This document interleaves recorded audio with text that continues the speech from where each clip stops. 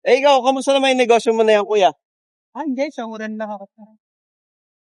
Ilang years na yun? Tagal na rin. Tsagaan lang talaga. Native na tayo, kaya... Pero yan, saan mo pa binabagsak? Dinatala. Dinatala rito. Galing naman Kanila. Tapos saan mo i-deliver? sa mga outlet. Rento. Yes. Kaya rin, no? Tapos na. Hindi, saan ka pa nag-deliver? Saan pa nila nabibili yan? Sa mga, store pa o pwestuhan pa rin? Stop. Yes, 7-Eleven. 7-Eleven. Uncle siya. Yun ng mga mag-ano pa. Tapos mga Facebook, sa palengke. Sa Eh, sa isang araw, paano yung hindi nabebenta? Binabalik mo rin Mabalik. Kaya ako Ah. sa order na. sa order. Grabe, no? Nakakabalik. Oo, yung pinagbago. Bahala kasi. Oo. Yung printing, yung transpo ng ng papel. Hawak ko na yung maliit lang noon, 5 piso lang. Oo. Magkano ngayon? 15. It's Yung malaki, Oo. 7 lang nung araw. Magkano na? 25 pesos. Pan-load mo na lang yun, makikita mo na lahat. Diba? Hindi, tsaka live pa. Live Tapos pa. marami ka pang makikita doon sa, Marami ka pa makikita. Previews, nakabago. Oo. Luma.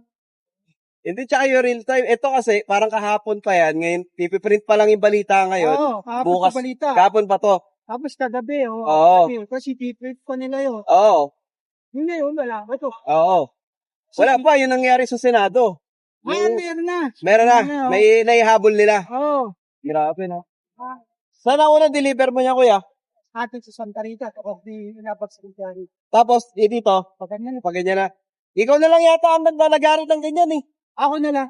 Wala nang Meron na yung rider sa SPNA. iba na yun. Pero yung traditional na nakabike, di ba? Ikaw na yun. Tapos mo yan. Ito na.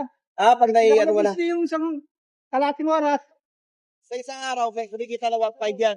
Ay, ha? Wala? Nasa pumasel lang ako. 400. Pwede na. Dali lang naman eh. Oo. 2 oras. Nakamatagal na yung isang oras. Sa oras. Yes, no. Diskarte. Yun lang ang hanap buhay mo araw-araw. Yun lang. Middat na eh. Oo, mahirap na maghanap eh. Alam mo naman sa Pilipinas, pag umidad ka, wala na. Kaya hindi nakakayahan yung katawan ko. Ilang years mo na ginagawa yan, kuya? 20 years? Nung luwas kami nung luwas, medyo pata-pata pa. Oo.